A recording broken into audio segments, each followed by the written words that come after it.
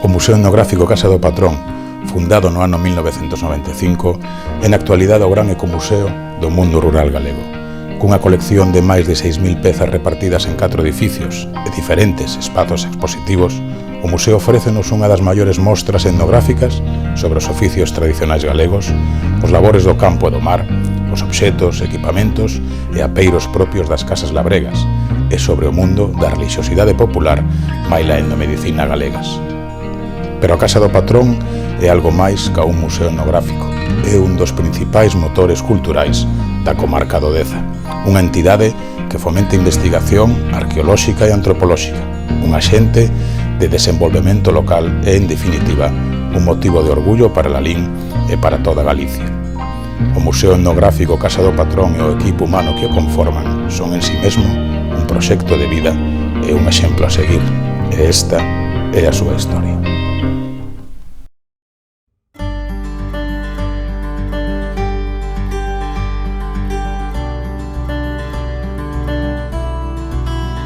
Ahora mesmo nós estamos no donde se fundou o museo, na Casa do Patrón, no edificio 1. Temos desde o afiador, despois temos o zoqueiro, o zapateiro, despois seguidamente temos o latoeiro e despois temos o ferreiro.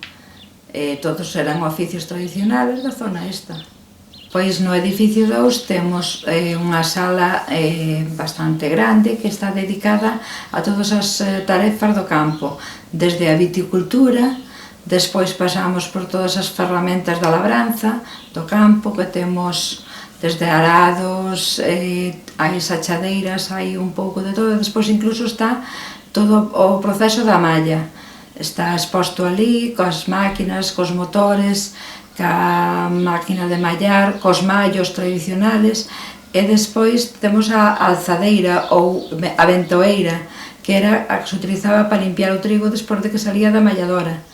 Despois temos unha peneira dun muiño, temos unha maqueta dun muiño tamén moi ben lograda, huchas onde se guardaba o grau, e, bueno, todos os produtos, todos os procesos do campo, digamos.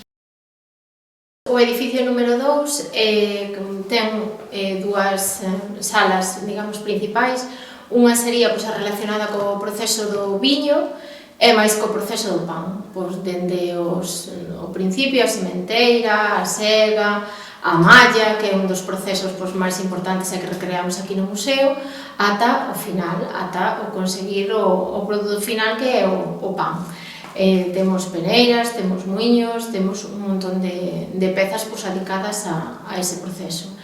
Depois temos unha segunda sala que está dentro do restaurante.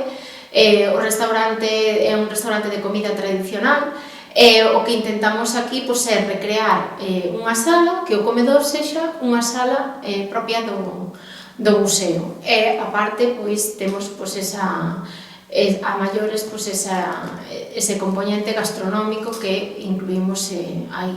No restaurante o que hai é sobre todo pezas relacionadas con a agricultura e ca gandeiría. Temos as crozas, os xugos de distintas zonas de Galicia, e despois apeiros de labranza como poden ser as grades, os arados, as sachadeiras, galletas, todo relacionado ca agricultura, basicamente. Este sería o edificio número 3, foi un edificio que se fixo xa propio para museo, inaugurado no 2004, e digamos que consta de 3 plantas. Esta planta, a planta baixa, está formada por 4 salas, que sería unha dedicada á medicina, outra onde hai exposición de unha barbería ou exposicións de radios, instrumentos musicais, e exposición tamén de fotografía e vídeo e de iluminación, tanto desde velas, luces de carburo, candiles, hasta as primeiras eléctricas. Outra sala dedicada un pouco tamén ao mar, outro dos oficios importantes en Galicia, é cestería e tamén o que é a elaboración da carne de porco, da matanza. E outra sala máis, a cuarta sala, dedicada un pouco ao oficio de carpinteiro, a carpintería, serranchín e cantería. Despois, na planta baixa, na media, digamos, que é onde está a escola, e unha sala de arqueoloxía, con restos móveis que se foron encontrando nas excavacións do castro. Pois temos unha sala onde están expostos eses restos. E tamén o que é a tenda, a recepción dos visitantes. E na parte alta estaría a biblioteca, unha biblioteca con case 5.000 volúmenes para consulta, para ler, para prestar, e tamén un salón de lectura, xa para poder disfrutar da lectura deses libros da biblioteca. A maiores, ao lado, hai unha sala de actividades que se utiliza tamén un pouco como salón de actos, para conferencias, exposicións. Outra parte que hai tamén neste edificio é un almacén. Un almacén onde alberga alrededor de unhas 500 e algo pezas, pero son pezas ou ben que están catalogadas, pero están repetidas, entón consérvanse e gárdanse neste almacén, ou algunha peza está pendiente de restauración ou de catalogación ou así. E xa na parte exterior estaría o que é a recreación da Casa Castrexa. Unha recreación que se fixo seguindo un pouco as mesmas medidas, digamos, da primeira casa que se encontrou nas excavacións do castro. Nos últimos anos, o Museo Etnográfico Casa do Patrón ven tamén financiando e promovendo unha liña de investigación no eido da antropoloxía, concretamente no patrimonio inmaterial. Neste traballo deu lugar á publicación de dúas monografías, Patrimonio Inmaterial de San Pedro de Doade e o Falar das Pedras, Antropoloxía Simbólica do Patrimonio de Doade, e tamén a reflexión ou a idea de ampliar a colección museística con elementos que nos falen, que transmitan tamén esas ideas relacionadas co patrimonio inmaterial. En concreto, co mundo da religiosidade popular, da etnomedicina e das crenzas do eido da religión, da maxia, da protección, dos ritos propiciatorios.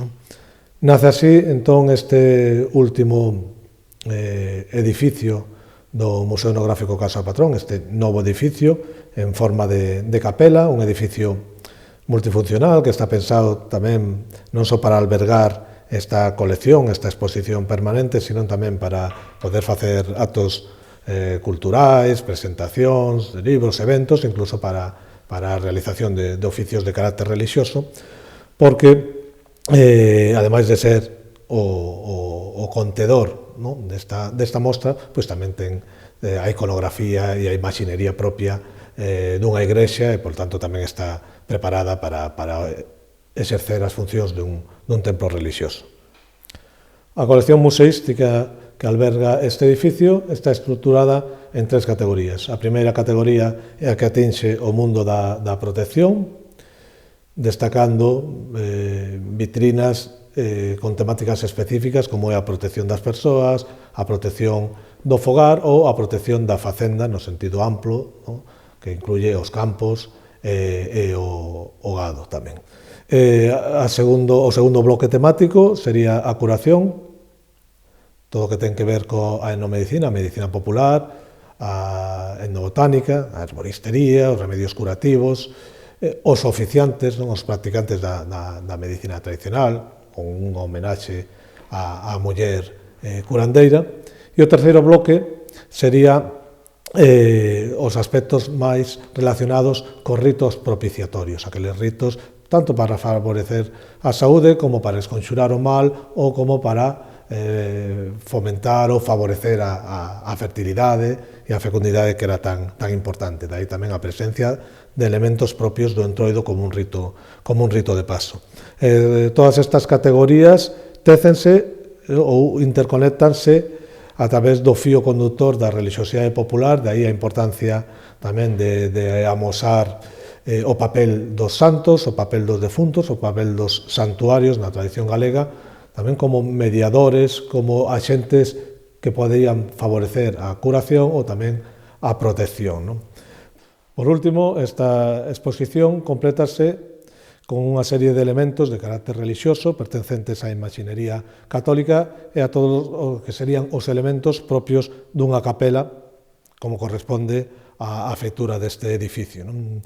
Temos o altar, temos as imaxes, temos os reclinatorios, temos os bancos, temos todos os elementos necesarios para exercer os ritos cristiáns que se levan a cabo nun templo como sería este e que veñen a completar esta mostra sobre a religiosidade popular, a enomedicina e o mundo das crenzas máxico-religiosas. A exposición vai acompañada dunha pequena mostra fotográfica do fotógrafo etnográfico Roberto de la Torre, na que se pretende pôr en imaxes algúns destes ritos, destas crenzas, destas prácticas que configuran o mundo da religiosidade popular galega.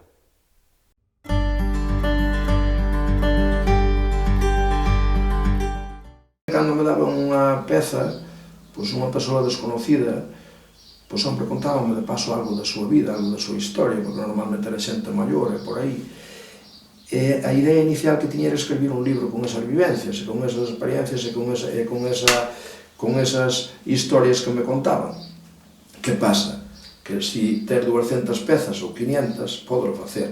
Se ter 6.000 é absolutamente imposible. Ao cabo de 2-3 anos tuve que abandonar absolutamente esa idea e quedoume moita pena, porque hubiera sido absolutamente maravilloso contar a historia desa xente. Eu cando miro unha peza, claro, digo eu porque pouco máis fixen, pero prácticamente a recolección das pezas fixen eu, non? En toda Galicia. Eu cando vexo unha peza e miro para ela, recórdome da persona que mudou, vexolle a cara, recordo con cariño, recordo o desprendida que foi e recordo o que lle debo a Galicia. Por eso estamos intentando pagar con o noso traballo, con o noso sacrificio, e non tasamos as horas, non tasamos o reforzo, nunca tasamos nada, temos que lle devolver eso multiplicado á xente que nos axudou tanto. E quería, para recordalo máis, pois gustaríame contar un poquinho a historia de cada un, pero foi absolutamente imposible, incluso chegar a anotala xa. Anotei as primeiras, pero nada máis. As miñas avós foron as dúas tecedeiras, e parte, nós somos 6 irmáus, pero unha vez que empezamos co museo, pois na miña casa, a miña cuñada, pois deronme as colchas que había na casa para telas aquí no museo, e teñen as iniciales das dúas abuelas. Entonces, esas, pois, como non as vas coidar? Coidalas, pois, como se foran ouro, máis que ouro, non? Que ouro ten un valor, pero eso xa non ten tanto. Ten moito máis que ouro, non? Entonces, quen di eso que me deron as abuelas, pois, isto tamén, todo isto que temos aquí, tamén foi feito e foi usado por outra xente que tamén foron xente maior, e que coidaron con moito, e tiñan moi poucas cousas. Entonces, aquelas poucas cousas que tiñan aproveitábanas a tope, que agora, pois, un pouco pasa a xente, sobre todo a xente xoven, que o ten casi todo feito, pois pasa, non lle dá valor, ese valor que lle damos nós, porque eu parte destas cousas useinas tamén, e vin como miña nai as usaba, e bueno, as abuelas xa non as coñecín, pero entonces as pezas que temos aquí no museo, nós coidámolas casi como se fora xente, casi.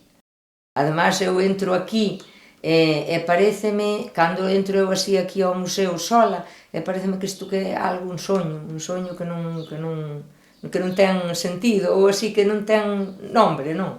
Non é que non teña sentido, é que non ten nombre.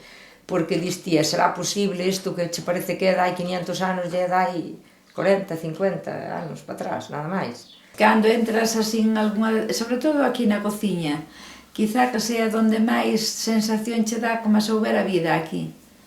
Eu a veces tenme pasado aquí na cociña, ou porque tes objetos que che recordan algunha xente ou así, sí, a veces sí.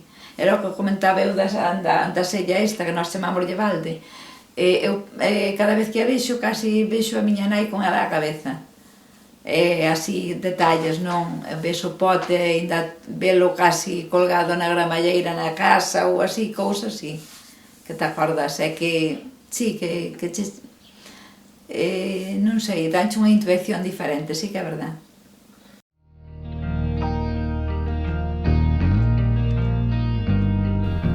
O Museo Casa do Patrón é un importante axente cultural e un dos principais dinamizadores socioculturais da comarca do Deza. Dende o museo organízanse e promóvense diferentes actividades e actos como xornadas, conferencias, presentacións, así como obradoiros e actividades formativas. Ao lado mismo do restaurante temos unha sala onde facemos obradoiros. Principalmente o que se fai é o relacionado ao obradoiro do pan, porque temos un forno tradicional tamén, pero tamén facemos outro tipo de actividades e de obradoiros, como pode ser o proceso do queixo, cestería, barro, unha serie de obradoiros adicados tamén a recuperar esas profesións artesanais que había en Galicia. Para nenos, máis ben un pouco xa tirando hacia escolares, hacia os colexios. Son distintos talleres relacionados sempre ca etnografía, cos oficios tradicionais ou ca cultura castrexa. Son talleres, non sei, por exemplo, pan, taller do pan, onde os nenos amasan, conocen distintos tipos de fariña, como se utilizaban antes, de trigo, de millo, de centeo, e depois amasan e fan o seu propio boliño de pan que o cocemos no forno tradicional de leña para que despois o poidan levar ou comer. Outro taller de cestería, na sala de cestería, seguindo as técnicas de cestería tradicional, non lle facemos un cesto porque non lle van sacar a utilidade, pero si facemos un lapicero seguindo as técnicas de cestería, tanto como sobra con bimbos ou como sobra con estelas, que despois ao final o levan tamén e o poden utilizar. Facemos moitos obradoiros, facemos telares de tela, de fío tamén, temos uns telares artesanales, tamén fan uns telares, sempre todo o que fan lévano, despois facemos algo con barro, tamén fan unhas taciñas de barro, como se amasan o barro, e como se facía antiguamente o barro, como se traballaba carmáns. Despois tamén facemos un taller de cestos, facemos xogos populares, rutas de senderismo, un pouco de todo. Tamén casi fui unha das causantes de empezar así cos talleres, síntome de momento áxil para seguir con eles. A parte da malla tamén facemos unhas xornadas de medicina natural, onde veñen poñentes a dar charlas sobre plantas mediciñais, e despois facemos tamén un sábado de outubro, tamén facemos a fía, como se traballaba o liño e como se facían teas e tecidos.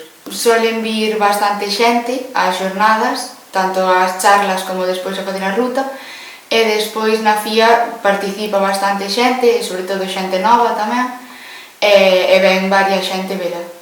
Intentamos amenizar todo o que se poida para non ser tan monótono, e despois botamos unhas pezas. Toco a pandereta, canto e despois tamén toco a gaita.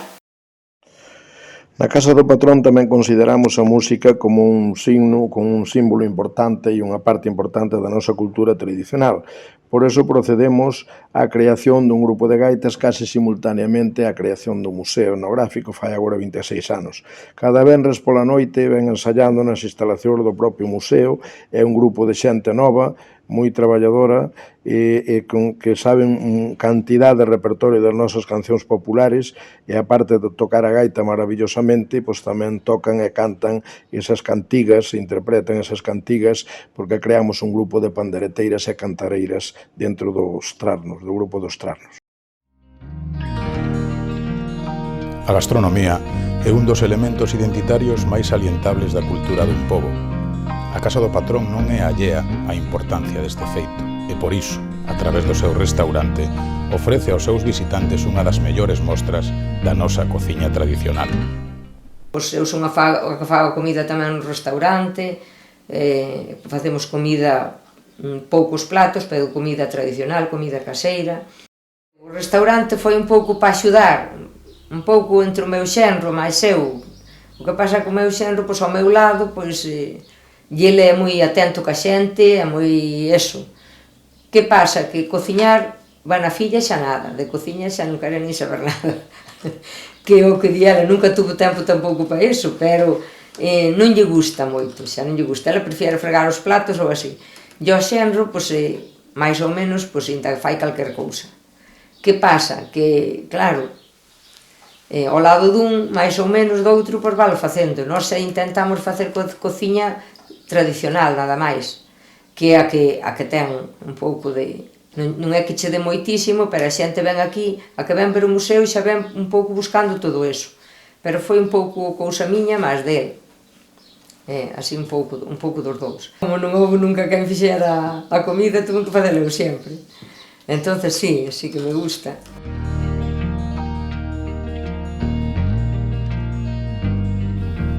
Non se entende a cultura dun pobo sen a súa relación e interrelación coa súa contorna natural.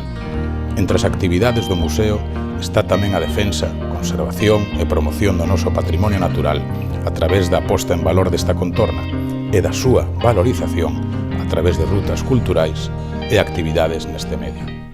Chamámoslle entorno biosaudable de Entre Ríos porque ten un estudo importantísimo con os convenios asinados con universidades e a de Santiago fixo a nosa Facultade de Biología un traballo, un estudo biolóxico da contorna dai do río, precioso, as especies animais, vegetais, as especies en extinción, análise de aguas, xeoloxía, é unha pasada, é unha auténtica enciclopedia. Nós temos moi estudiada a zona en ese sentido e en outros. E claro, tendo en conta que temos unha natureza maravillosa, un entorno, un paisaxe fantástico, típico do centro de Galicia, cheo de carballos e castiñeiros, e pinares e prados e todo eso, mitad do museo está fora.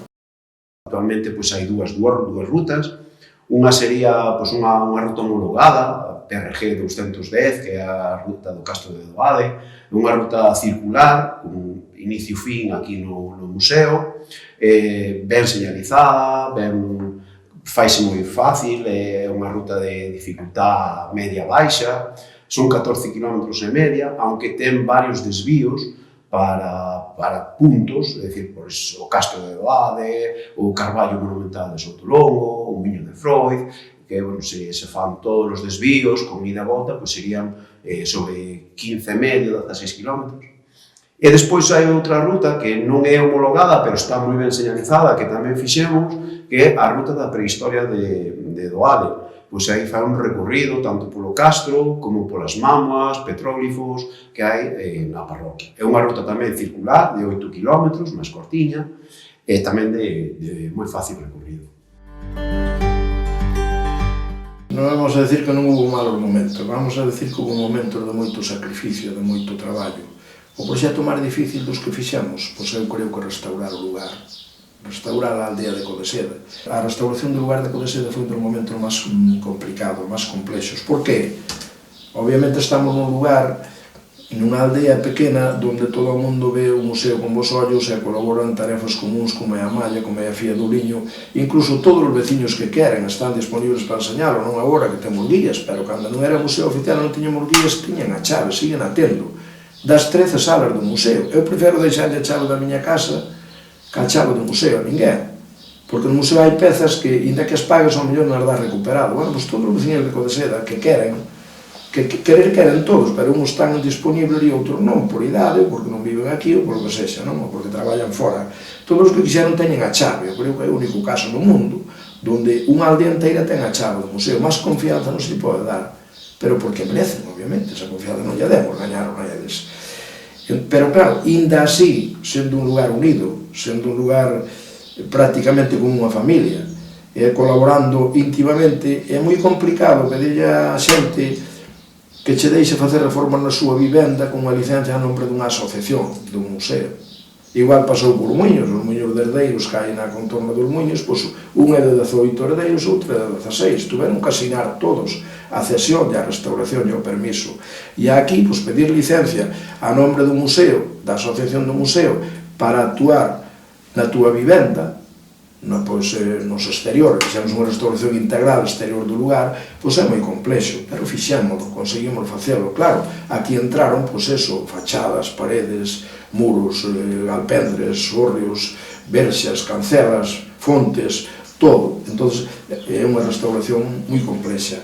e quizá foi a actuación máis complicada porque tanto hai que darse conta que son 12 veciños, son 12 casas, claro, cada un ten as súas particularidades, hubo que adaptarse, bueno, pois fixamos unha grandísima labor restaurando a aldea de Codeseda. Eu invito a calquera que aproba que intente facelo, restaurar un mundo colectivo, restaurar as casas de outro nun lugar, nunha aldea, para que vexa o complexo que é, non? Vamos a decir o complexo que é. Está nun sitio con unha paisaxe privilexiado, con unha contorna privilexiada, fermosísimo, xeográficamente ben situado. En volume non pode crecer moitísimo máis, pero si en calidade, en traballos e no tema natural, pois eu creo que é ilimitado. A Casa do Patrón é algo máis que un museo de etnografía. É un proxecto a prol da nosa cultura, do noso patrimonio, da nosa herdanza material e inmaterial como pobo.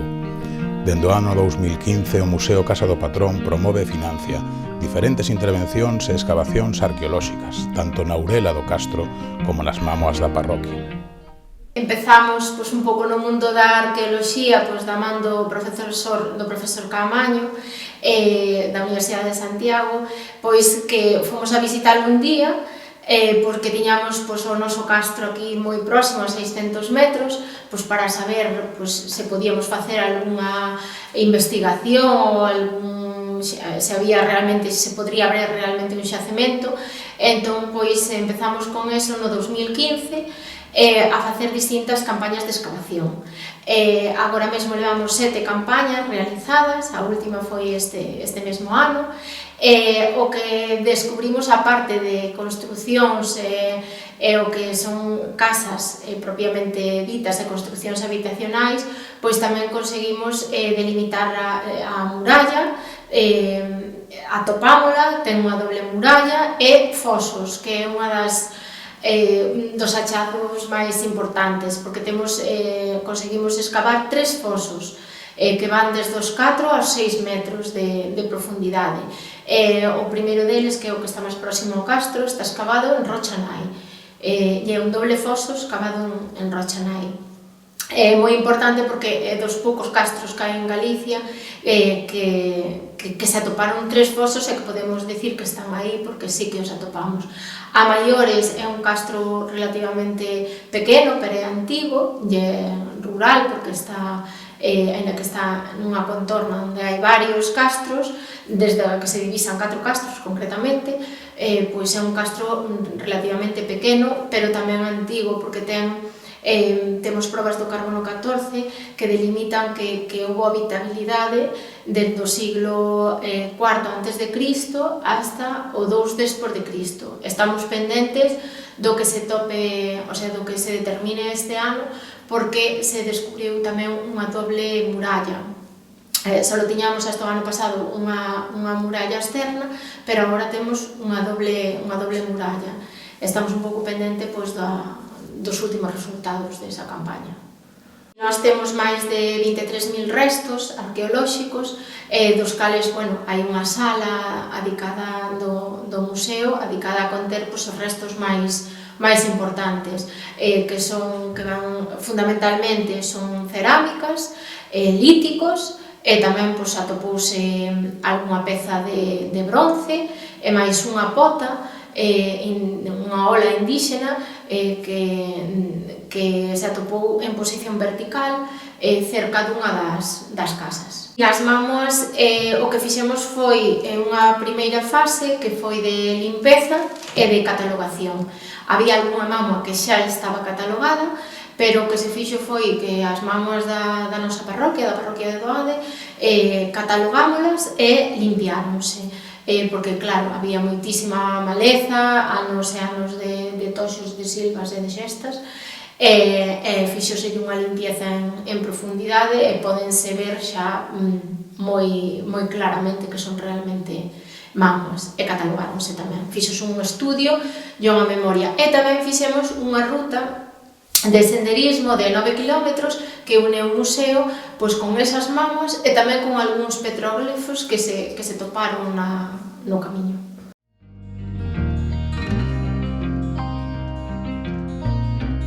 Se o patrimonio material é importante para esta institución, non o é menos o patrimonio inmaterial.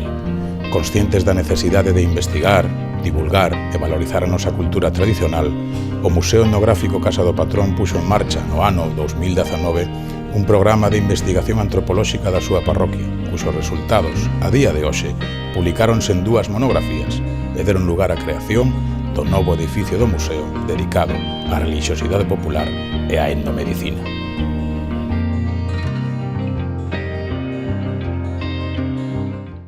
Sempre quixemos ter esa componente que falábamos antes de investigación, pero claro, é moi difícil porque unha é caro e outra require moito tempo tamén. Entón empezamos inicialmente como facendo 3 caderniños pequenos ao longo dos primeiros anos, que eran nada, como manuais así moi pequeniños do museo, das centrales hidroeléctricas da comarca do Deza e do ferrocarril na comarca do Deza tamén, que é un libro que lle chamamos O túnel da Veleda, 30 anos de sacrificio.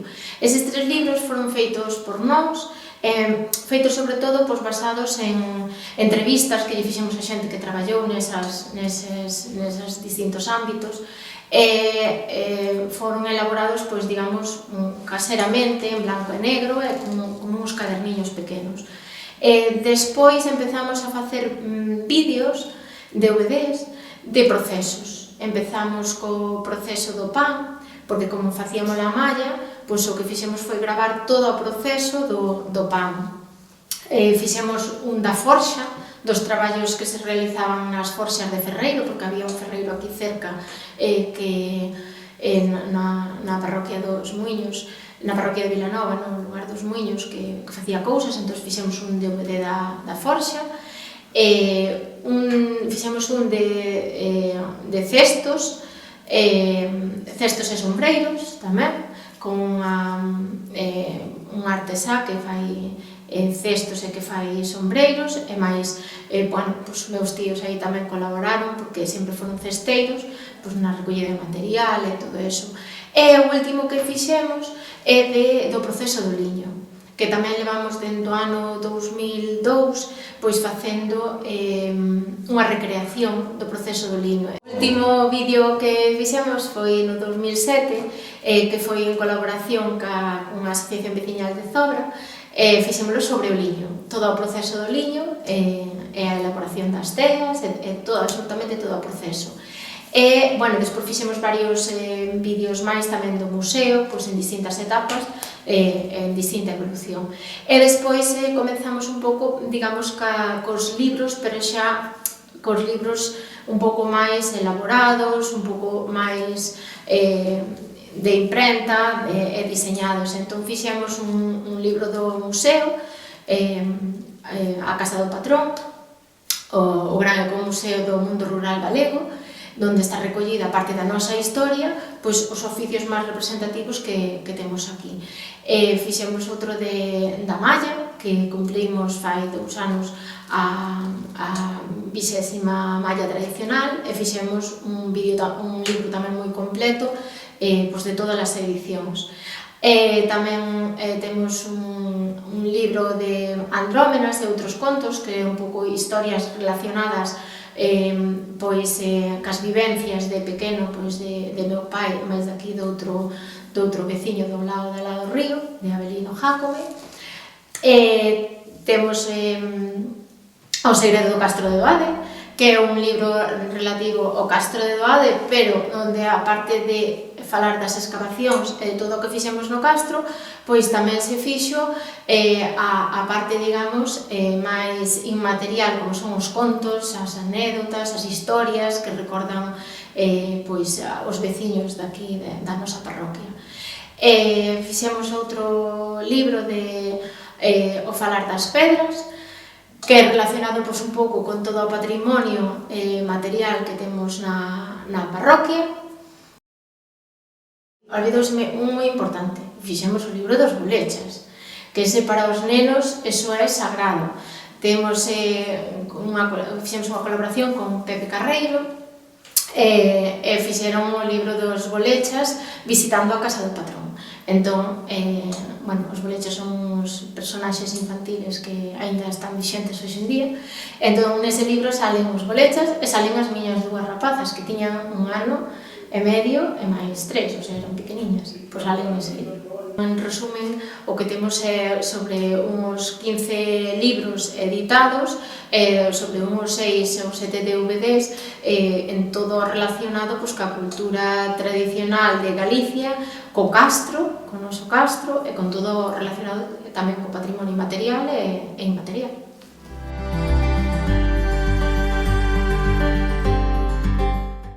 O museo empezou sin querer, digámoslo así.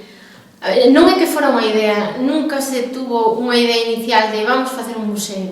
Cando restauramos esta casa, a casa do patrón, a casa matriz do museo, que compraron meus pais o día que eu cumplín 15 anos, con idea de vivir nela, e logo por circunstancias personais, pola morte prematura da miña nai e todo eso, pois nunca chegamos a vivir nela, e restaurámola moitos anos máis tarde, concretamente pois no ano 94.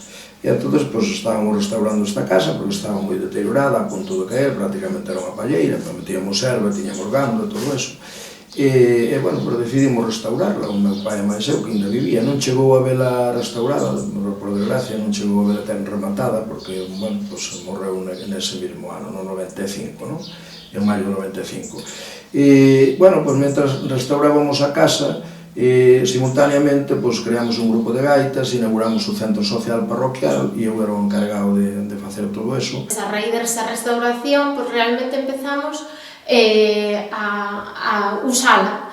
Non usala para grandes cousas, senón facíamos cumpleanos, facíamos festas ali, empezamos a tocar ali, usábalo, digamos, como un pequeniño centro social, e todo o mundo ali íbamos tocar, íbamos cantar, íbamos ensaiar.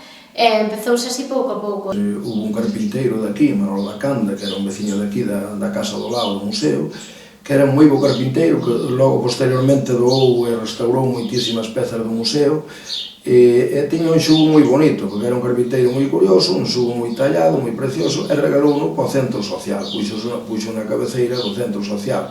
E entón na casa chegamos e mira que xugo máis bonito, doou Manolo da Canda para o Teleclub, e nós temos aí dous tirados, porque non nos poñemos ali na parede da casa que estamos restaurando, da casa do patrón, obviamente. Puxemos na parede, puxemos unha grada de pau tamén que tiñamos na casa, e quedou tan ben que logo enseñaba aos veciños, puxemos outros apeiros da casa, os veciños do lugar de Codeseda, que é Codeseda de Lalín.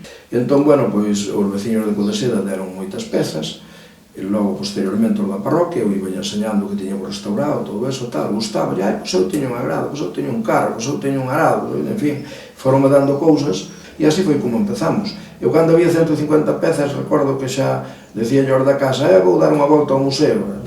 Ti estás de coña, ti tamaño museo calquer cousa, ríase de min, na casa, nos veciños, todos. Eu chamaba o museo desde o principio, non o sei, sería inconscientemente. Pero, bueno, agora non servín tanto, claro, porque é o museo etnográfico mellor de Galicia. O soño empezamos sin pensar nesto, non é que dixéramos, bueno, pois algún día vámonos a dedicar a facer un museo, non. Empezamos restaurando a casa sin pensar nesto, sin pensar, foi surgindo pouco a pouco. Jamás de la vida pensamos, porque incluso pezas que tiñamos nós na casa, pois a veces as que estaban moi mal, pois as tirabas ou as sacabas de diante un pouco, como a todo o mundo, casi. E senón, se pensaras, pois guardarías, todo andarías, pero nós non tiñamos ninguna peza, nada máis que algunhas que había na casa. Entonces non pensamos nunca nesto, jamás. Surgeu, pois empezando a restaurar a casa, a colgar 4 cousas, e ele empezou, pois quedan ben, pois vamos ao fin de semana, iba ele por aí a buscar, e eu a restaurar. Empezamos, cando tiñamos 7 ou 800 pezas, ou menos, pois ele se lle chamaba museo. Entón, pero foi así un pouco. Inaugurámoslo o 7 de abril do 96, o día do meu cumpleanos. Oficialmente, bueno, oficialmente non, porque como museo catalogouse como colección visitable, a Xunta de Galicia catalogou no 20 de xaneiro do 2000, e cando tiña xa bastante máis entidade, máis de 1000 apeiros. E que pretendía? Pois, hombre, eu debo decir que todo isto foi feito aos ratos libres por min e pola miña familia. Contamos con algún restaurador profesional, contamos con un carpinteiro de man, que era o Manolo da Canda, que citei antes, contamos con un ferreiro de man, pero a maior parte da restauración fixámola nós, aos ratos libres. Eu traballaba nun banco, fui un empregado de banca durante 43 anos, case director, case 30, e tiña moi pouco tempo libre. Pero, claro, o facer un museo deixounos sin tempo libre, sin sábados, sin domingos, sin vacacións, sin festivos. Nos, os ratos, todos os libros que tiñamos, dedicámoslos ao museo. Inicialmente, como as cousas que hai aquí, fundamentalmente, que me deron os veciños de por aquí e tal, pois eran apeiros de agricultura e gandeiría, pois inicialmente logo fun por toda a comarca do Deza, primeiro por Ralín e logo por toda a comarca do Deza. A nos pregúntanos moita xente de quen heredamos isto. E bueno, nos fixose desde o principio, solamente había as paredes da casa, restaurouse a casa e o resto fixémoslo todo, que iso parece algo increíble, pero é a base de loitar moito e de traballar moito. Empezamos restaurando a casa, empezamos cas cousas que había aquí na aldea, cas cousas, bueno, non vas a facer un museo de pintura, porque nós non éramos pintores ni sabíamos nada deso, e desto máis ou menos sabías porque viviches nel, aínda que aprendemos un montón de cousas ca xente. Hai moitas pezas que nunca as vira, ou venche xente aquí e dixe, mira isto, que chamas así e era pa isto. E se cadra ainda hai algunha que se cadra non sabías pa que era, non? Pero fixémolo daqui porque era de todo, da agricultura, do campo, pezas do campo, pezas do liño, que aquí todo o mundo cultivaba o liño, había un zapateiro aquí na casa de enfrente, había zoqueiros, había un ferreiro aí na aldea de abaixo, bueno, había de todo nas aldeas. Entonces, de que faz o museo? Do que tes no teu entorno. Entonces, o museo temos algunhas pezas de todo Galicia, pero a gran maioría daqui. Entonces, tratas de buscar pezas da casa, roupas, un pouco recrealo como era antes, máis ou menos, non?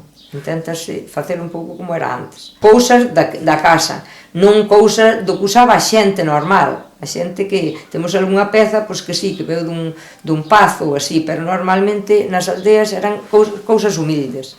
Eran cacharros humildes, eran roupas humildes, e era o que é do que se trata de recrear, non?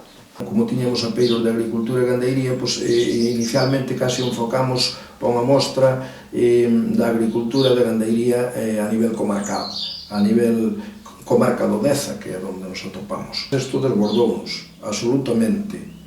A resposta da xente foi tan amplia, a sorte que tivemos en eso foi tan amplia, porque eu, claro, salía a buscar os apeiros un domingo e dicía, ponde vou, ponde me levo o vento. Pois igual chegaba aí arriba hacia a liña e iba a ir para Verín, non, pois mira, algo me decía, pois vaite para Fonsagrada, e iba a Fonsagrada, non? E, lóxicamente, gracias a eu de etnografía pouco sabía, gracias a libros de Otero Pedrallo, de Xoca, de Xoaquín Lorenzo, todo eso, pois fun conocendo algo as pezas que había en cada lugar. Que ocorre? Que moitas veces iba a buscar unha peza típica dese lugar e topaba 20 pezas distintas que non eran esa, ou a parte desa, co cal, pois, un pouco ao azar deixábame levar, non? Dun xeito controlado, pero ao azar por onde fora. Entón, inicialmente fun por ali, logo pola comarca do Deza e finalmente por todo Galicia. Entón, a resposta da xente foi tal que nos desbordou absolutamente, porque, claro, a casa do patrón enchémola nun ano 2, logo fixemos un segundo edificio, logo ampliamos ese segundo edificio, que é a casa vivimos encima na planta de arriba, e logo fixemos un terceiro edificio, logo un cuarto para taller de restauración e para a sala para obradoiros, para a sala de actividades, que temos dúas bastante amplias, e tamén para unha especie de auditorio, de salón de actos.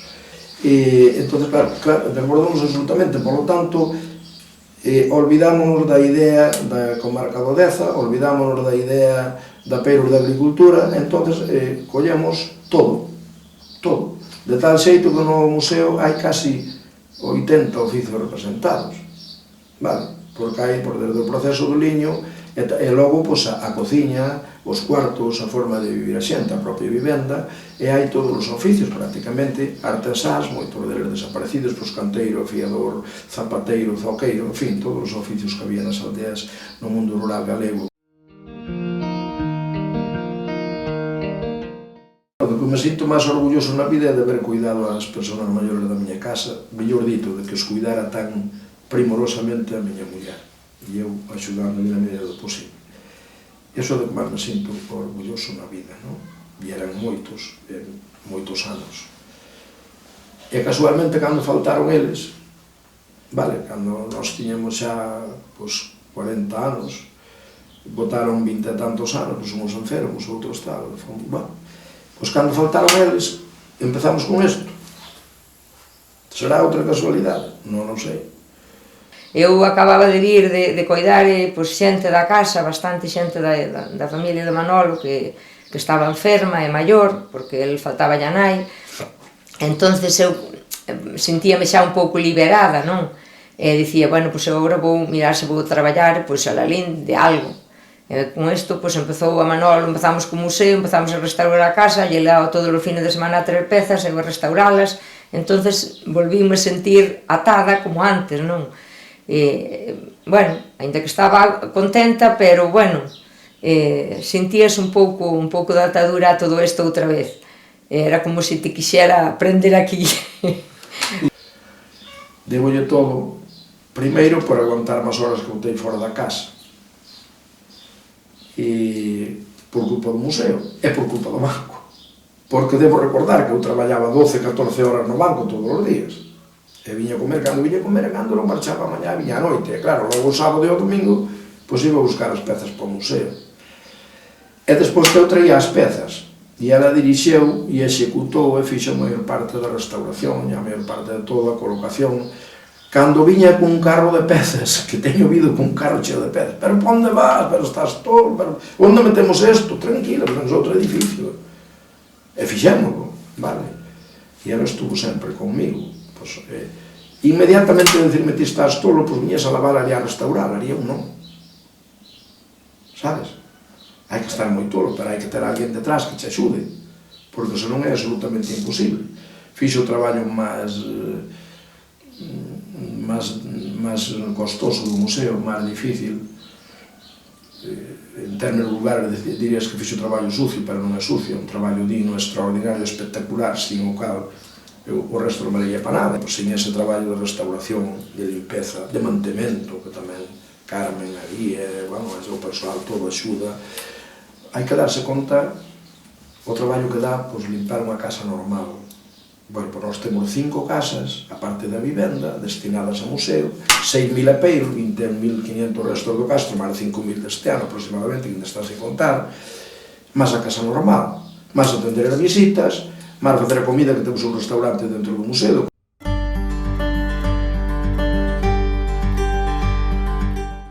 O que máis me gusta do museo é enseñar o museo, conocer xente nova e cada día aprendes cousas novas.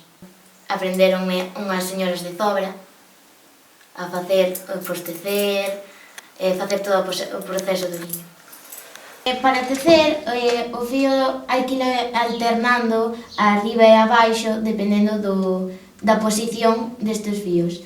Entón, pisamos un pedal, o pedal que corresponda é ca lanzadeira, que é isto que dentro está a canela, na que está enrollado o fío, e pasámolo hasta o fondo.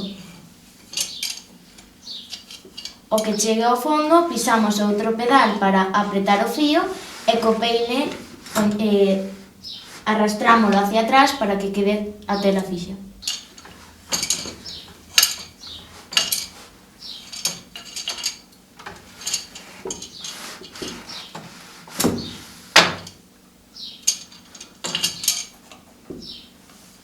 Sempre aprendes, todos os días aprendemos moito, porque incluso palabras que na nosa zona aquí non se din, pois hai moita xente que trae vocabulario novo, experiencias novas, as súas vivencias, contanche contos, historias. A verdade é que sempre aprendemos todos os días, sempre aprendemos algo. Ainda que sea dos máis cativos, dos nenos, que moitas veces tamén nos enseñan moito. Sempre é ben falar ca xente e sempre aprendes cousas, non? Se xente maior, pois a visita, digamos que non é tan guiada, senón que máis ben te guían eles, porque sempre aprendes cousas, que a xente maior que sempre te explica como traballaba ela ou como facía, pois sempre vas aprendendo, que despois, cando hai xente máis nova ou así, pois tamén se lle podes explicar, non? Co museo aprendín o que é Galicia, aprendín o que son os galegos, coñecín Galicia, anduven moitas aldeas de Galicia, e o día que teña máis tempo libre seguirei nas andando, non? E conocín o desprendidos que son os galegos, vale, a eles debemos todo isto. Obviamente o museo este fixémolo a xente humilde como a mí, vale? Os máis humildes son os que máis colaboran, os máis desprendidos, os que máis queren a Galicia, os que queren que esa peza que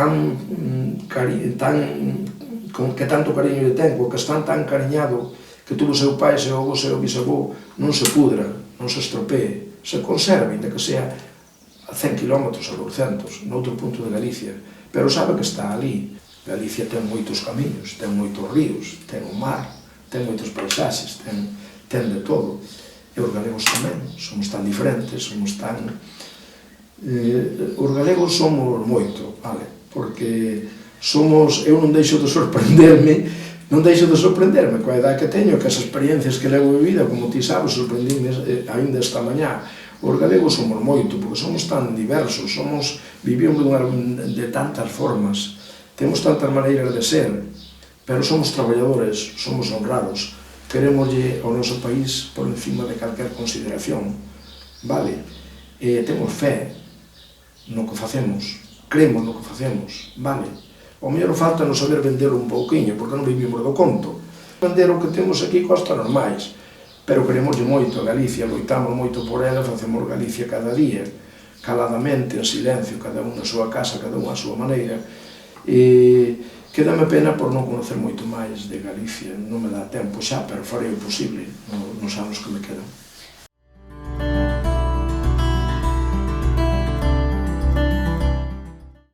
Este museo do pobo para o pobo porque está feito por máis de 6.000 persoas que nos deron apeiros, que aportaron traballo, que aportaron colaboracións. Chegamos a ter máis de 800 socios antes da pandemia, antes da crise económica, que son moitísimos, con custo simbólico, pero temos unha base social moi amplia, moi diversa. Temos máis de 30 convenios de colaboración asignados con entidades públicas e privadas, entre elas as universidades galegas, a Xunta, o Concello, a Diputación, pero tamén con infinidade de entidades privadas de todo tipo, non? Para min é un soño feito realidade, vale? Para a parroquia de Doade é figurar no mapa, unha parroquia descoñecida, un lugar descoñecido como Codeseda, situamos no mapa, pero non a nivel gallego, situamos no mapa a nivel mundial.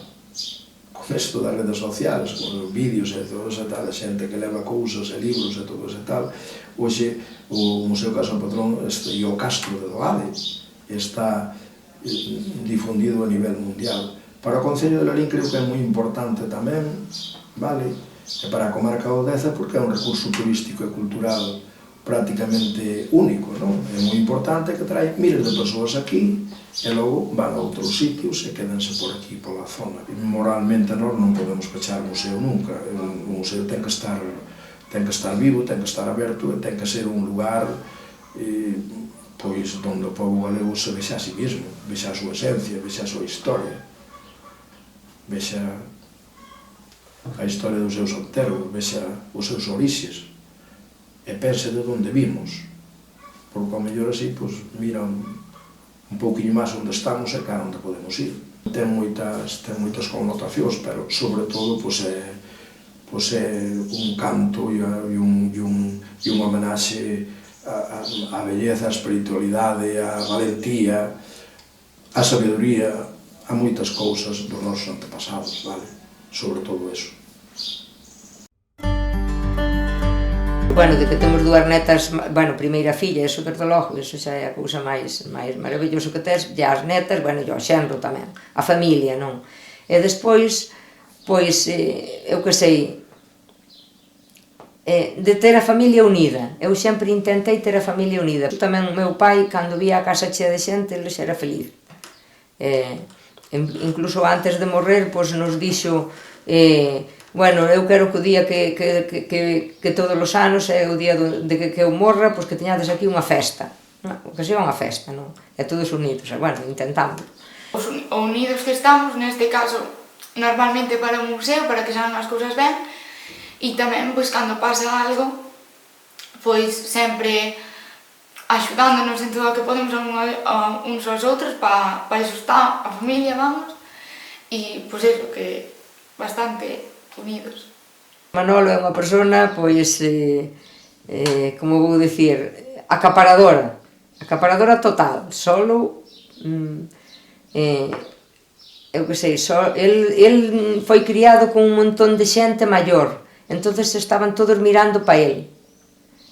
Claro, de repente, pois, faltoulle, sobre todo a nai, faltoulle a peza principal, aínda que os outros todos, despois, como faltáballe a persona principal que levaba a casa, despois estaba el, entonces quedou el, estaban todos os da casa solo pendientes del, entonces el sempre foi o neno mimado da casa, e aínda hoxe, pois, quere que todos lle presten a el máis atención que a ninguna cousa. E despois sí, que é cariñoso, que é boa persona, que non lle fai mal a nadie, axuda a todo o mundo que pode, e todo eso, desde logo que sí. Pero é moi acaparador. Cando se mete algo na cabeza, pois hasta que consigue, eso tamén son eu algo tamén. Eu tamén, a veces dime, ti dis que son eu, pero a veces, porque eu digo, bueno, pois agora temos que facer isto, porque vexo as cousas da casa e as cousas do museo. Sí que el méteselle, bueno, pois agora temos que... Estaba a principio do ano, decía, pois non sabemos, agora temos que poñernos a facer algo, e que se non facemos nada, isto morre, isto tal. E busca, e agora, claro, víase bastante agobiado de traballo, e dicía, pero ti non querías ter choio, pois agora xa o tes. Bueno, busca, el se non ten, busca. Pero bueno, eu penso que hai que tamén un pouco vivir algo, porque se non nos levamos algo con calma, tampouco poderemos coidar isto moito tempo. Meu avó é moi impulsivo, sempre, o sea, feliz, fai as cousas porque pensa que está ben, e sempre tira pa diante, moi emprendedor, porque é ele así, e sobre todo con cousas relacionadas co museo, sempre pa diante, quere que nós, tanto miña irmá como a min, nos inculquemos tamén, porque quere que sepamos de todo, de que aprender na casa as cousas para que non nos las teñan que enseñar fora, e sempre pensando nos demais e con moita ilusión. A miña avoa, aparte de, hai que reconocer que é algo cabezón, sempre quere que salgan as cousas ben, sempre, sobre todo, mirando por nós, por miñas mamas, por min, e sempre, pois, hai que facer isto, agora María, pois, ponte aí para que salga ben, para que tamén ter a meu abuelo contento, para que, pois, se está o meu abuelo contento co museo, estamos todos. Son moi traballadores e darían a súa vida por o museo. E por nós tamén. Por toda a familia. Axudando en todo, prácticamente, en todo o que sepa, en todo o que pode, axudando en todo o que se pode. Meu pai, sobre todo nas cousas máis físicas, digamos, máis mecánicas, por así dicilo, pois se hai que ir a arreglar algo porque estragouse algo ou calquera cousa, e sobre todo, pois, axudando en todo o que faga falta. Estamos todos implicados nel, todos, os da casa, todos implicados no museo. Todos os ratos libres que temos a miña familia fai 25 anos dedicámonos a isto, vale? Por qué? Porque temos a obriga moral de facelo. Porque todo isto temos, porque nos deron casi todo, 90% son doazós. Agora, pois, sinto que sí, sinto ben, e además xa na edad en que eu estou, pois, síntome ben, fixemos unha labor grandísima, que isto casi é imposible, a min hoxe pareceme imposible haber feito o que fixemos, porque partimos de 0. Cando nos casamos vivimos aínda 8 meses nunha casa aí arriba de Caseiros e non tiñamos nin cuarto de baño nin nada, non había nada, e tiñamos 2 habitacións para todos. Quero dicir que bueno, e non hai tantos anos. A nosa filla ainda naceu, ainda estuvo ali. Entonces, pois, o cambio foi bestial, agora síntome, claro que me sinto ben, pero todo isto requiere un sacrificio moi grande, porque as pezas hai que cuidalas, e son moitas, e son moitos locales. Renunciei a moito porque isto requiere estar aquí todo o día. E el agora jubilouse, pero eu estou a punto. pero que, ainda que me jubile, pois teño que seguir aquí, seguir coidando as pezas no que poida, claro, na medida do que poida axudareille, porque senón é moi difícil e pouco importa ter un montón de cousas expostas se non se coidan, non valen para nada. Entón, todo o traballo que se fixo pérdese. Para min o museo é como unha casa para vivir, unha familia e uns amigos. Cando naceu eu xa facía anos que estaba o museo e aprendín aí, crecín co museo. Para min é como se fora a miña casa prácticamente, porque levo aquí desde que nacín, entonces pois é prácticamente eso. Dime que como me enseñaron a todo o que hai no museo, e eu sempre lle digo que nacín aquí, o museo xa leva 25 anos e eu xa nacín cando o museo xa estaba prácticamente consolidado, entonces levo toda a vida nesto e vaime inculcado desde pequena. Hoxe en día supono todo para el, porque realmente é como é un hobby, un traballo, unha actividade que ten aí presentes todos os días e todos os segundos da súa vida, e que ten a súa vida adicada a isto. Entonces, hoxe en día representa todo. Para meu avó é o mellor que lle pode haber pasado. Cada vez que hai algo relacionado con museo, algunha actividade, sempre é o primeiro en querer que todo salga ben, que este perfecto, porque levoulle moito traballo, está feito a base de moito traballo, é o primeiro que tira para diante para facer actividades de todo tipo, tanto no museo como nos arredores, sempre ten moita ilusión polo museo e porque non se perda todo o que hai aquí para seguir para diante. A pesar do traballo e do sacrificio que pasou, pois que se ven os resultados, que está todo o que fixo está ben feito e que siga así porque conseguiu grandes cousas e as que lle quedan. Para a miña nai tamén, o que pasa que miña nai máis ben eu creo que foi tamén ao mellor unha vía de escape, porque ela sempre estuvo aquí na casa e sempre estuvo con moita xente maior, sempre adicada, digamos, á familia, ao cuidado da familia, e de repente veuse que tiña unha actividade nova na casa, onde se relacionaba con moita xente, o sea, para ela foi un cambio radical, porque ser unha persona que estaba sempre na súa casa e adicada no seu entorno solo a eso, e de repente, claro, abreuselle un mundo para ela na que poder relacionarse con moita xente, atender a moito volumen de persoas todos os días, e foi un cambio moi grande, moi grande. Como en todos os sitios, as nais e as mulleres son o pilar da casa, da familia e tamén do museo, claro.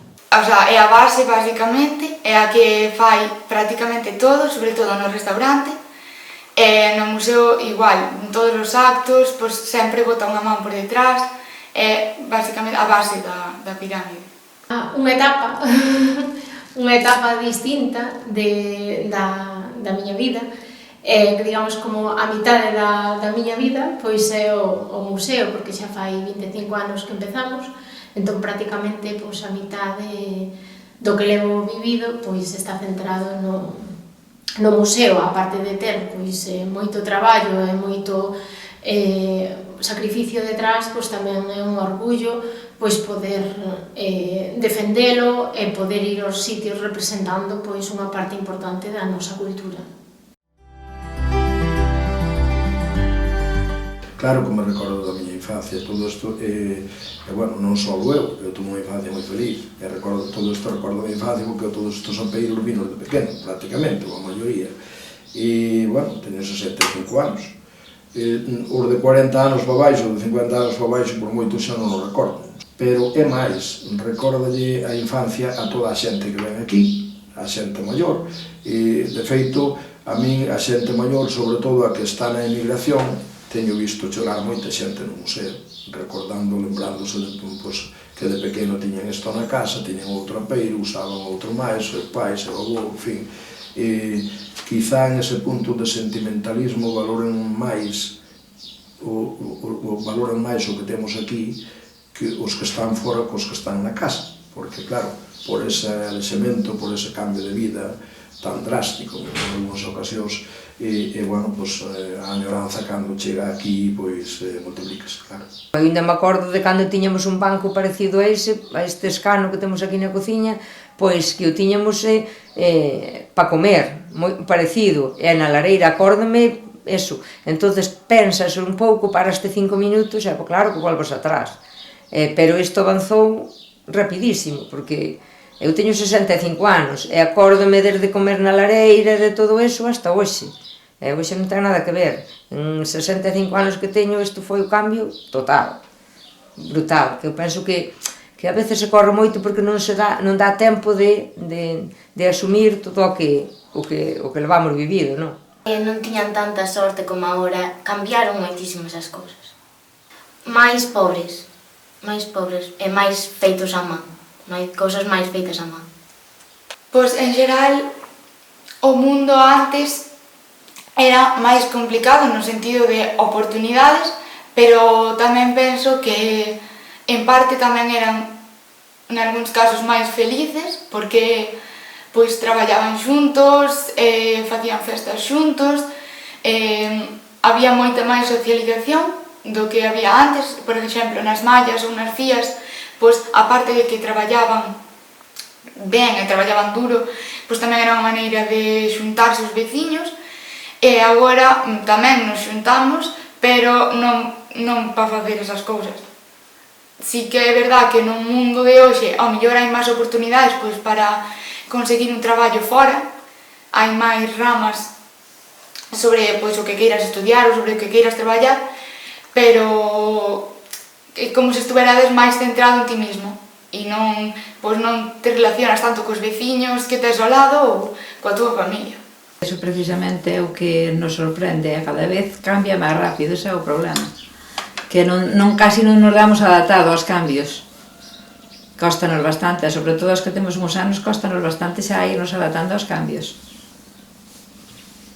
Porque, bueno, eu acordome aquí hasta a aldea non chegaron a un coche, que non tiña por onde.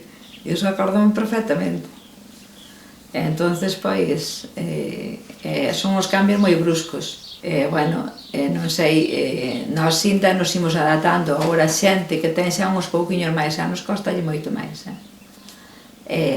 Bueno, e ainda a nós nos costa, porque claro, ademais é un cambio de hoxe para mañá, non sei, dai 10 anos a hoxe xa cambiou, pero un montón.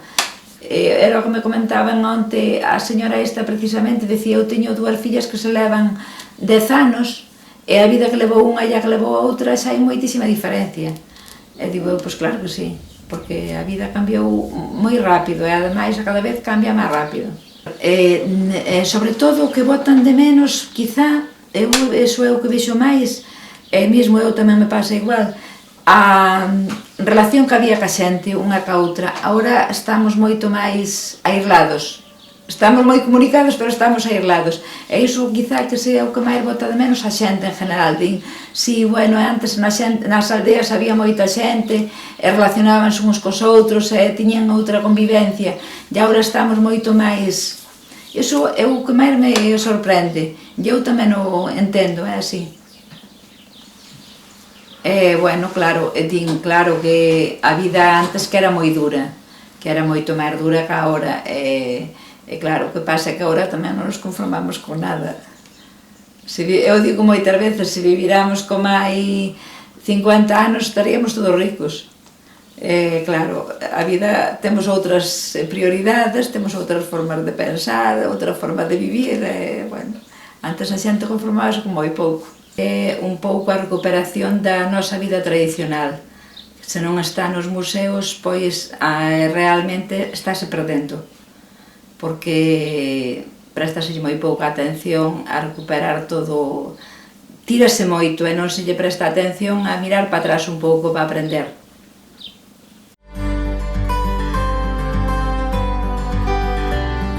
a xente sempre nos sorprende con súas vivencias moitísimo.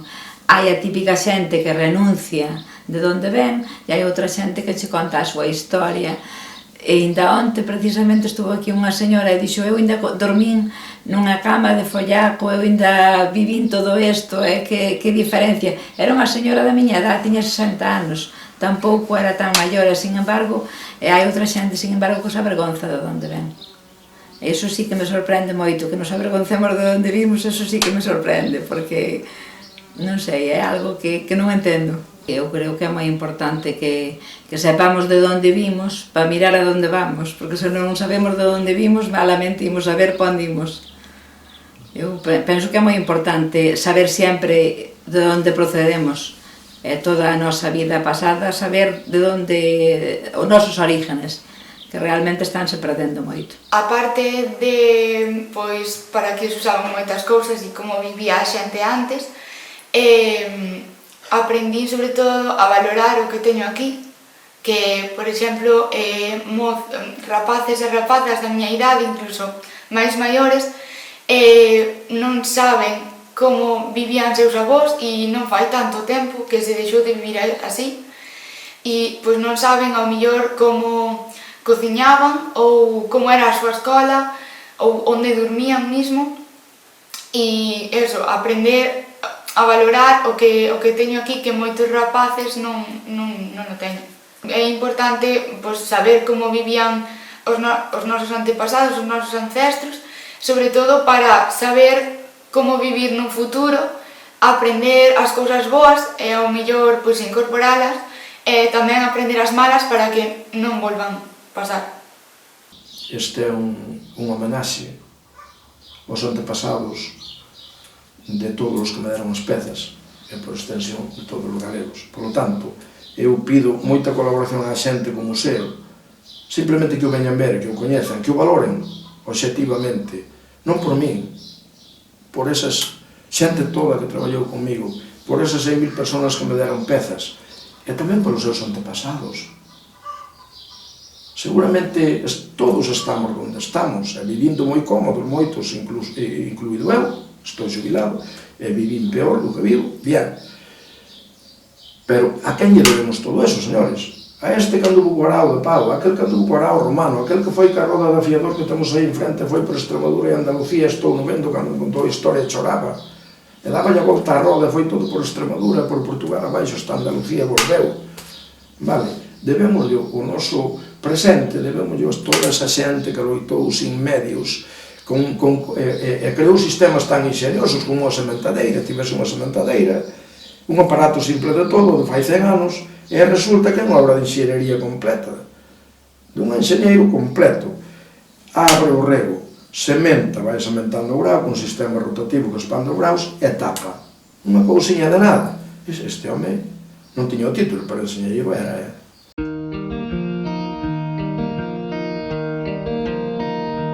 O futuro do museo vexo ben, vexo que ten unha infraestructura moi importante, vexo que ten as bases, os alicerces postos para ter un futuro brillante, está nunha contorna natural envidiable, está xeográficamente no centro de Galicia, ten unha estructura moi importante en todos os sentidos, dentro e fora do museo, e ten unha xestión punteira, ainda que somos un museo de antigüedades, temos unha xestión informatizada e punteira e nas redes sociales, en todo creo que actuamos, ten unha señalización importante, ten o recoñecemento da poboación local, que é fundamental para todo isto. É un futuro para a miña familia tamén, e para os meus continuadores, porque as miñas netas van facer a súa carreira, que son superinteligentes, gracias a Dios, e, bueno, van facer a súa carreira, a filla xa ten a todo eso, pero poden exercela ou non. E, ainda que exerzan, levarán isto tamén, e así non poderán vivir desto se queren. Se o traballan con profesionalidade, e se o traballan pois con cariño, con amor, se lle dedican o que lle hai que dedicar, vale? Pero teñen feito, e a miña ilusión é que siga vivo sempre. Non fixemos isto, non fixemos tanto traballo, tanto sacrificio para cerrar o pasado mañá. Isto non se pode pechar nunca. Bueno, o futuro é difícil de saber o que vai pasar, non? Pero, bueno, estamos intentamos sair, intentamos seguir,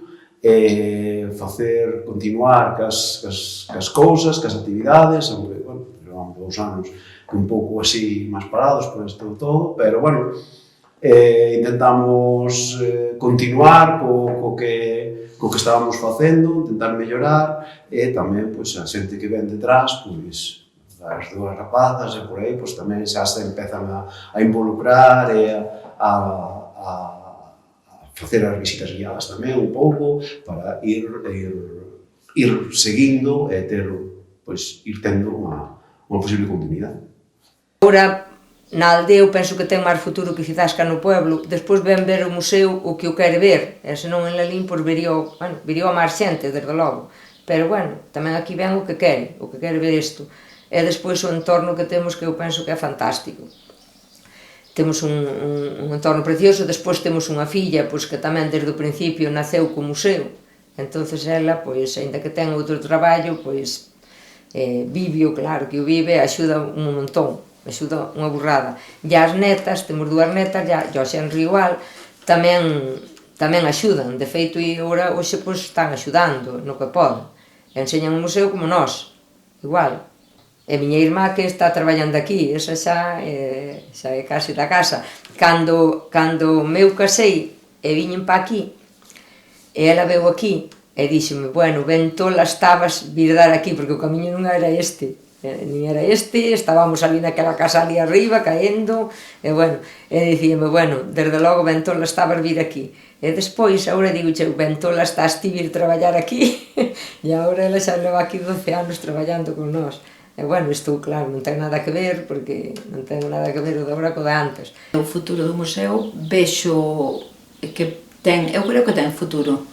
E, ademais, eu creo que é algo que precisamente se hai que luchar por isto, para que non se perda, precisamente. E para que siga funcionando e para que siga a xente visitándonos, por suposto. Non se sabe, nunca se sabe. Eu espero que con ao mellor menos traballo, porque xa temos moito andado do que levamos feito hasta agora, e que poidamos pois aumentar, cambiar, dimensionalo de outra maneira, e cambiar, e crear pois novas expectativas, novas experiencias, non se sabe, é complicado. Gustaríame que se tiran co museo, que o melloraran, que o interpretasen á súa maneira, que o adaptasen pois ás novas circunstancias o que vai ao paso da vida. Pero, claro, agora xa depende delas.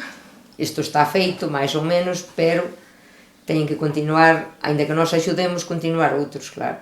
Nunca está garantizado nada, depende como a vida, pois, tamén eles un pouco, a filla sí, pero as rapazas un pouco que elas lle guste, a ver como encarrilan elas eso. Tampouco, non sei, tampouco as queremos agobiar co museo para que non o aburran, para que non se cansen. Enséñano cando fai falta, cando nos fai falta axudar. E saben, e ademais, bueno, sempre os que veñen ver o museo, a elas, cando enseñan elas, sempre lle dan unha propina, sempre. Por o ben que lle enseñaron, e por o ben que tal, sempre lle dan. E entonces, pois, elas ven, moi ben, pero tamén se ti estás dicindo a un rapaz que agora vai a enseñar o museo e leva un rato e pois dentro dun pouco que volva, non podes facer eso porque senón cansa, pois intentamos que o vexan como unha cousa, non como un agobio, non porque, non sei, o día da mañá elas, pois aínda que mesmo o importante é que estudien e que se preparen e que sepan dirixilo, porque despois a xente, pois ha de haber xente para traballar, non? Aínda que elas non nos enseñen, pero é moi importante que se preparen para que eu, por exemplo, eu non pude facer unha carreira, fixen o bachiller, pero non pude facer unha carreira, pero a filla sempre lle dixen, a primeiro unha carreira, e despois o que sea. E elas igual, primeiro unha carreira, se estades preparadas, non tedes por que vos enseñar o museo, sempre, senón tedes que dirixilo, e iso eu penso que é o fundamental. A min gustaríame seguir co museo. Se se presenta outra ocasión de outra profesión, pois xa habería que elixir. Pero sí. Non creo que isto se esqueza, nin que vaya a morrer. É o que estamos intentando, que perdure no tempo, e que non se esqueza, porque a pesar de todo é moito traballo que está invertido e pois para que non se perda. Se o día de mañán pois consigo facer unha carreira universitaria e a que traballe ou exerza deso, pois que non deixar de lado o museo e pois seguir levando, pois dirixindo o museo e pois contratar máis xente ou o que faga falta.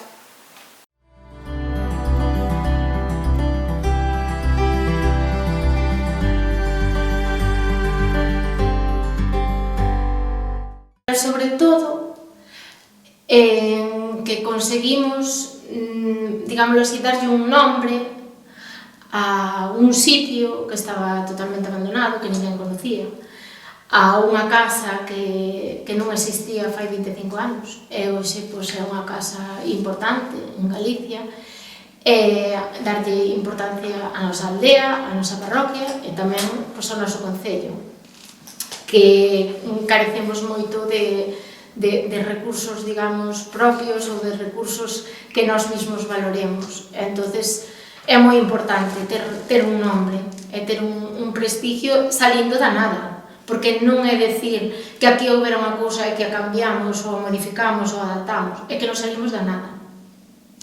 E da nada é do cero, vamos, absoluto. E do que máis me sinto orgulloso de facerlle honrar o nome da Casa do Patrón con todo isto. De haberla feito Casa do Patrón outra vez, cando era unha palleira, cando lle caían as portas, as ventanas, as paredes ainda non. Iso foi o máis importante, devolverlle o nome, devolverlle o prestigio, devolverlle o que seguramente se merecía esta casa. Tamén, na honra dos meus pais, que esta casa comprou unha miña nai prácticamente a escondidas, porque lle comprou o irmão dun veciño, comprou un ano antes de que marcharan, porque nós non tiñamos vivenda, e o outro irmão tamén lle quería e tal, entón, bueno, pues, comproulle prácticamente sin saberlo ninguén para poder ter unha vivenda, para poder independizarnos, para poder salir da escravitude, entre comillas, que era ser caseiros, porque nós fomos dos últimos caseiros desta zona, desta comarca. A miña filla, que ten 43 anos, ainda naceu na casa de 2 anos, non? E deso tamén me sinto orgulloso de sacar a miña xente desa miseria, desa escravitude, xa que non vivimos nesta casa por as circunstancias, porque a miña nai morreu desa forma precipitada e terrible.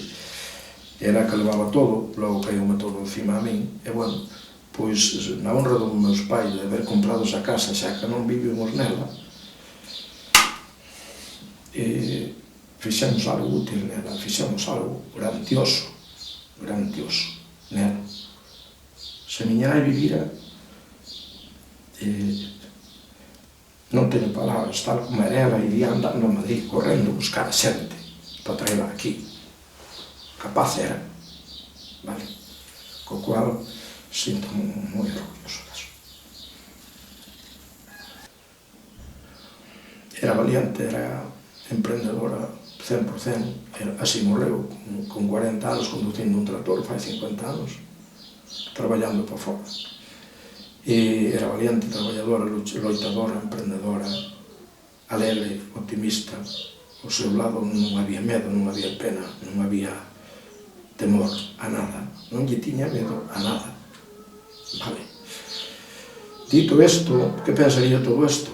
Pois, hombre, estaría inmensamente máis orgullosa que a min. Tendo en conta que me multiplicaba a min en todos os aspectos por 10 ou por 20, pois, hombre, no tema de difundir un museo, no tema de encher isto de xente, no tema de leválo para diante, que crecera, que fora máis e mellor, pois traballaría día e noite para que eso pasara. Superaríame, pero 100 veces máis estaría super orgullosa. E lo que fixamos desta casa que comprou con tanto sacrificio. Con tanto sacrificio. É un mundo, é unha vida, é unha historia, é a historia do povo, do noso povo. É dicir, aquí no museo podes encontrar pezas de, ao mellor, de 40, 50 anos, pero tamén hai pezas, ao mellor, de 300 anos. Pezas que pasaron por maus a saber con que dificultades, con que traballos pasaron para poder, ao mellor, non sei, subsistir ou sobrevivir a unha miseria, ou eso, digamos que non ten un precio. Casa do Padrón, digamos que é un museo do rural, no rural, que conta, digamos, un pouco a historia desta xente toda, dos nosos ancestros, dos antepasados, que viviron, que traballaron, que pasaron penurias, que pasaron moitos traballos para poder hoxe estar onde estamos. Estame conectando neste momento, non? Conéctame cada día, claro que sí, con ela, con toda a xente que me criou, as persoas do lugar que morreron moitas desde que empezamos, que axudaron, e con todos, hombre, cos que me deron os apeiros, cos antepasados que me deron os apeiros, por suposto, que nos conecta con outra dimensión, especialmente a mí, que o azar, a casualidade, ou non, que iso que fora o nexo de unión entre eles e os que estamos aquí.